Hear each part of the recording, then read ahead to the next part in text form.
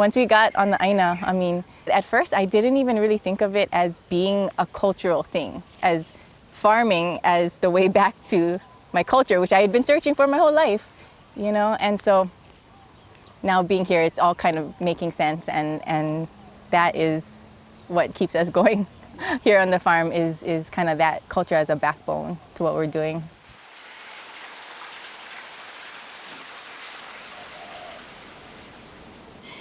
Yeah. Oh man, when I look at this picture, I see two naive kids. You stole the words right out of my mouth. Yeah. I was gonna Look say. at us. We look like we think we can handle this all. I know. This was before we had any kind of idea of what we had just gotten into. Yeah. That's funny.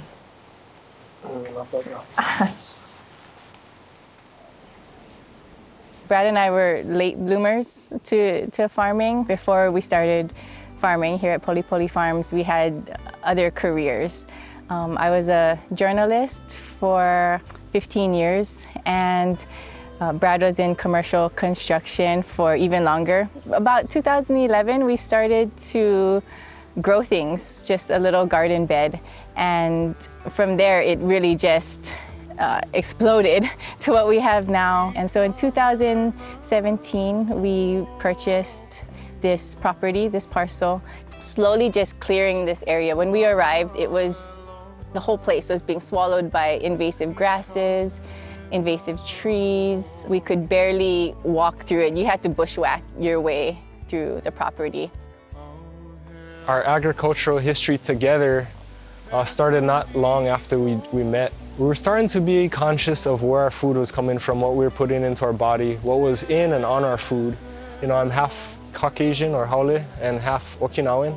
And being born and raised here on Maui, you know, I'm of Hawaii without the Hawaiian heritage in my own background. But meeting Lehia and kind of delving into the Hawaiian culture alongside her has been so meaningful for me. It's been kind of filling that need in my life for culture.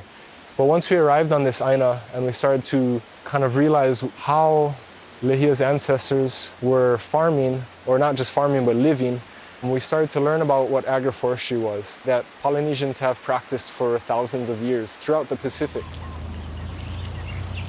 For the most part, our family, they supported us 100%, but there are a lot of people, maybe, you know, a couple layers outside of our family who were a bit confused and were like, what are you doing? Why? How are you going to survive? How are you going to make money? They were telling us not to plant these canoe crops and these native crops because they didn't have any value. That's just wrong. I mean, when you look at the canoe crops that, you know, our Polynesian ancestors brought with them, they had this limited amount of space on their voyaging canoes, right? They're rocket ships, essentially, of their time. And they filled it with these canoe crops. Like, these are the all-stars. It's not just a tomato or a lettuce. These plants have stories. They have these personalities. When we work with them, we're not only farming, we're bonding with our ancestors in that way. It's the closest we can get to them in a really physical way. We're in Waiʻehu, and Waiʻehu is within a region called Nawaiʻeha. And Nawaiʻeha is translated literally as the four great waters. And that's why when we uncovered all of those invasive grasses and trees, we found these terraces for growing our traditional foods still intact. So I think it's special to be in Nawaiʻeha, period, for us to know that we are in this little kipuka of Nawaiʻeha that never went out of traditional agriculture. Is powerful. And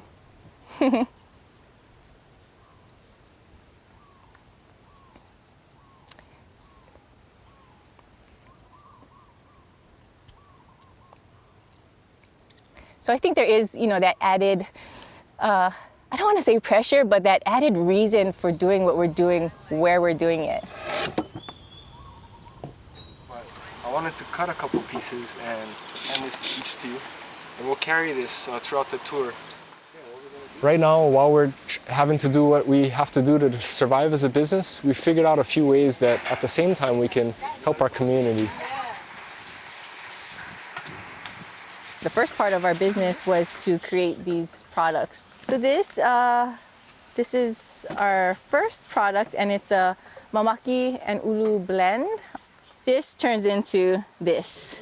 This brings us to where we currently are, like, you know, how Brad and I are enjoying the ko and our relationship with it. When we harvest it, we like to juice it. We'll take the stalk of ko, cut it in half, and then feed it through that juicing machine, and then we can just make some mixed drinks.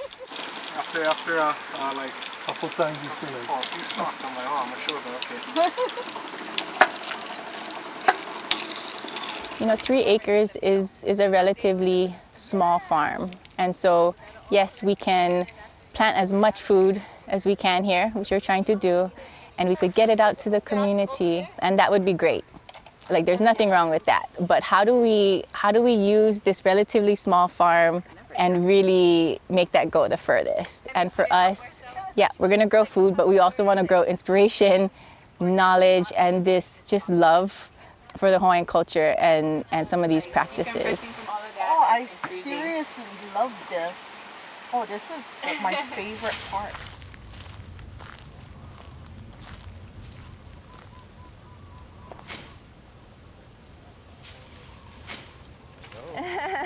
You guys should come over more often. We get like the extra special details.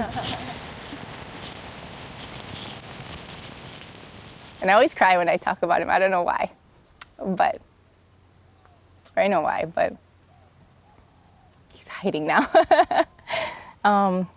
So hold on, can I take a moment to, I just love him so much, okay. Because when you ask that question, I go back like to my childhood even. Shoot, even just saying that. Sorry guys, okay. Okay, so my dad, we call him Pops. His name is Ricky Apana. You know, from a really young age, I remember my dad and my mom being involved with Kahoʻolawe and with the protection of Kahoʻolawe. And, you know, at the time, as a little girl, I don't think I really understood just the gravity of what they were fighting for.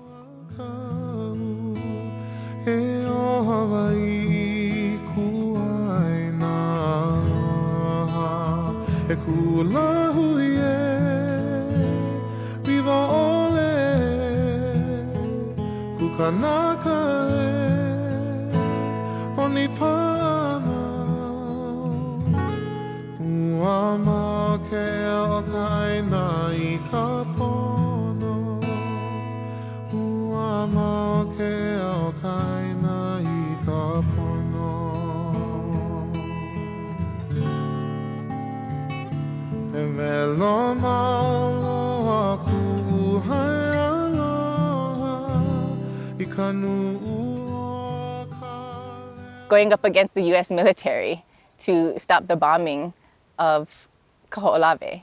And that just seems insurmountable to me.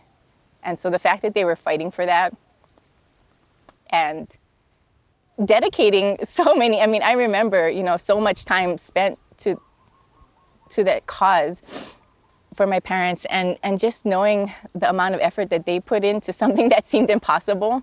Sometimes it can kind of feel like that as a farmer. It feels impossible. And so I take a lot of inspiration from my earliest days as a little girl, just seeing the light, I guess, and that fire under them. And so when times get hard, I think about that, you know.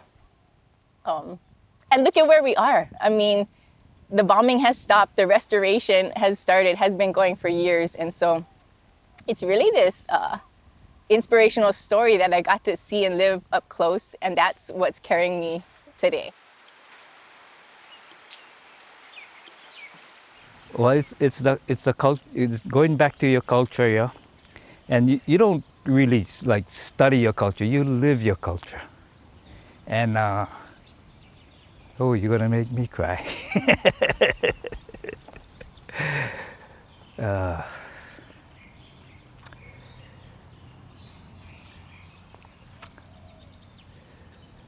Kahoʻolawe gave me an opportunity to be proud of being Hawaiian.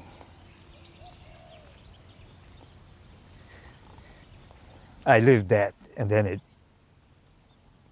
translates back to your farm and you and Brad, because that's what I wanted to teach you.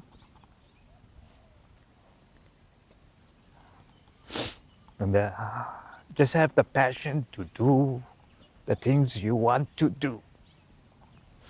And it gives me a lot of pleasure to see that you guys are doing it. What more is there to say?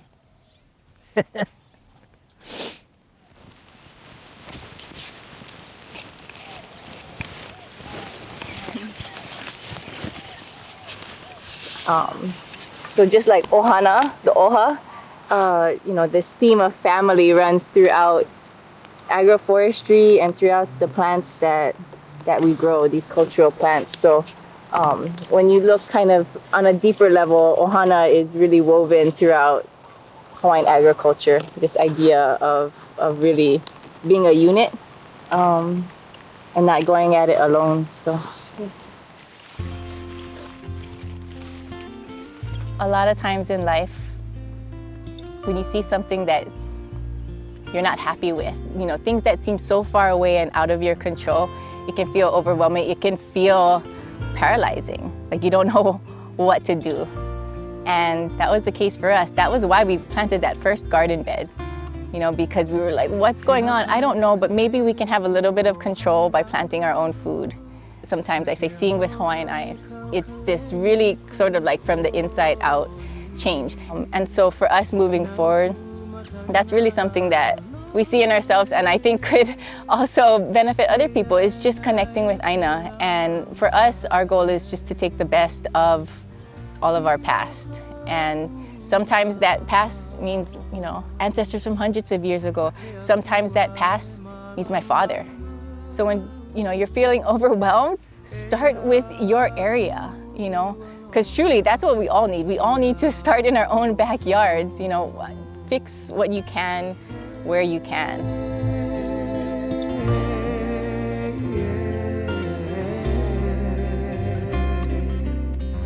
I lift my voice up to my family, whose love I wear upon my chest. This is my gift of love for you, from this land that has nurtured me, 'cause it remains here in my heart, cared forever by God.